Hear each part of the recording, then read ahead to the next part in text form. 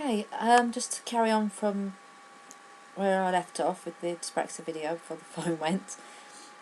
So I don't know how to edit these together, so I'm having to do part two. I think I was talking about seating position in class, in a chair, for the children. As I say, bottom shuffled, they need to sit on the chair with their feet flat on the floor. And that's to help with posture and, to make it easy for the handwriting. If you're anything like me, I don't have children's-sized tables at home, unfortunately. So my son sits at a normal, breakfast table to do homework, etc. But what the occupational therapists are saying is put a box of some sort under their feet, a box or a step, or something just so their feet are flat on a surface rather than hanging, dangling around. Another is making sure the bottom is shuffled right to the back of the chair so they're not perched on the edge of it, leaning all over the place. And again, like I say, these are all things I feel a class teacher can say to the children. Particularly if they're sitting in class. All I've ever heard teachers say is don't rock back on your chair, but they could go a step further and just check that they're all sitting with their feet flat on the floor. And all this just to help with them. Things that OT, occupational therapy, provide equipment-wise, or can recommend, depending on your local authority and their funding situation. Things like the grips that you put on the pencil, which they sell those in various shops anyway. They're just like a little rubber thing that goes on the end of the pencil to help with the grip. There is special cutlery that children can use that just has better handles and a bit where they can actually put their fingers.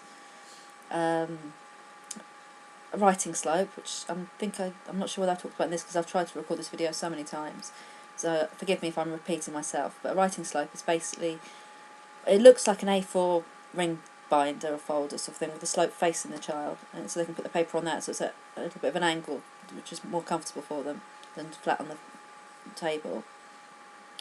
Again, I'm only going by what equipment my sons have used. They've also used a special cushion, which is like a bobbly cushion, which it's just meant to just help.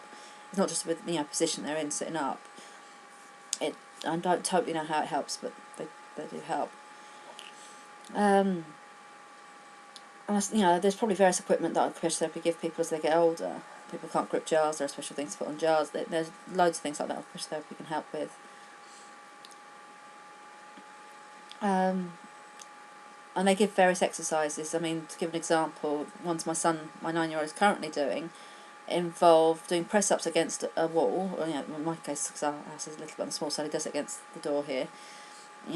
They sort of stand a specific distance from the door, feet shoulder width apart, hands at shoulder height, and literally do press-ups against that, standing up. Another one is they recommend the child, for instance, I tend to do it myself if I'm laying on the floor writing something or whatever, or reading a magazine, is laying down flat on your front, but resting up on your elbows like this,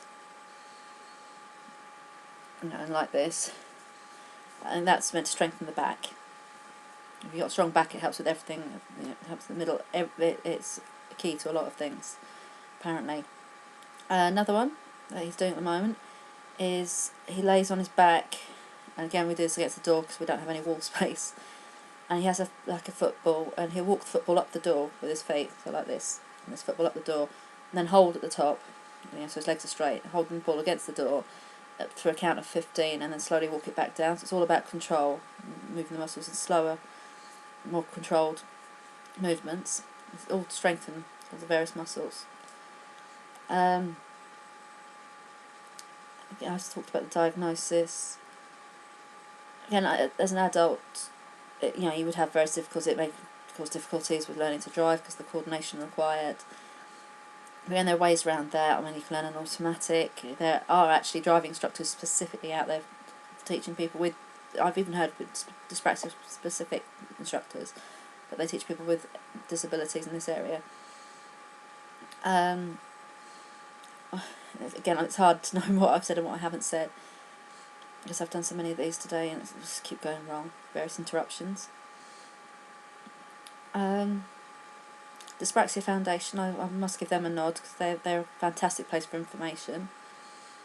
They have a website, literally Dyspraxia Foundation, I think they're .org, but obviously if you type in Dyspraxia Foundation you should find them. And there's nothing else I can think of right this minute, so I'll say goodbye for now. Please, if you have any questions or comments, anything I can maybe help give some sort of advice on, please do. I will try and do further videos, maybe on other disabilities I have any knowledge of. The issue of fighting for support in school is a huge one, very close to my heart.